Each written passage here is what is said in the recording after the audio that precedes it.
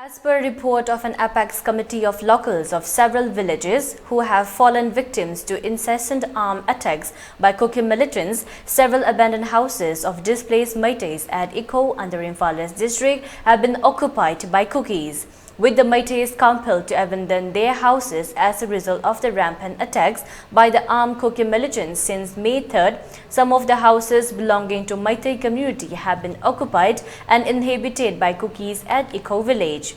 In a statement issued by the committee's convener Koijam Sarat Meitei at the official residence of Kundrakwam Assembly Constituency MLA Tokchom Lokeshwar, it has been stated that people of the Ikou and nearby villages of Sadayengkuman, Dolaithabi and Laitanpokpi, Mairenpat, Awanglekai have been displaced and they are taking shelter at relief camps. While Kukis settlements area and their houses in Imphal area are being protected by the security forces, Meitei villages in the fringe area have been left unguarded. He also added that Meiteis have never occupied and inhabited the houses or lands of Kukis, but Kukis, on the other hand, have occupied and inhabited several houses at Ikou and other peripheral areas of the valley. If the government and security forces fail to evict the Kukis from Ikou and nearby areas, villagers and the protect people of Manipur shall be forced to storm Ikou and claim back what is theirs, he added.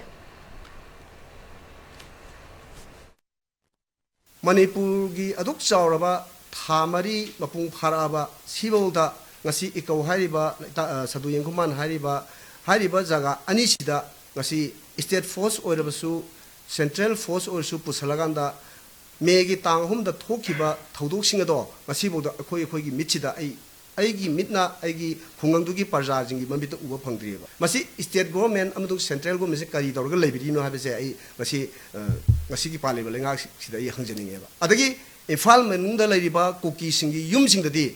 I coin a Sangu Matanda, Ladiba Central Force or so, State Force or so, when a Tantueva. Ikou hariba jagat di Meitei yum chida Kukis in a sanction like yum the Lashal. See, was state government kari dorga lebirigaba. Moi mana tandabra, moi udabra, moi kangdabra. Masi atuba matanda, Masi Paliba, Langashina, Masi Parjajing the Sing to pick them never. Madu Natabdi, victim oriba, Kunja, Marisiga, Loinaraga, Manipur, Meitei Yadaki Seleva, victim Mayamziga, Manaraganda. Akanba koi khongjangama sangna nabgidamta akoi atuba matam da sem sarana ba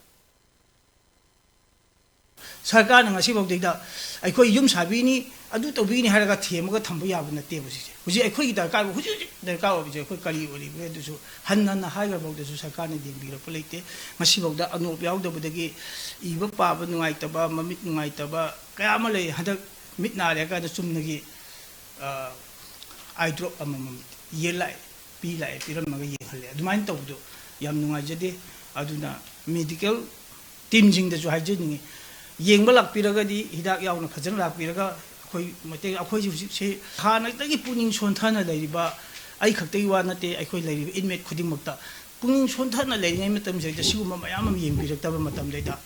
I couldn't tell Honinda, but Honindaba, Tokuyamatola Kadrahavich Navale. A two Matamda, I could fabricated house Sabagin Huta.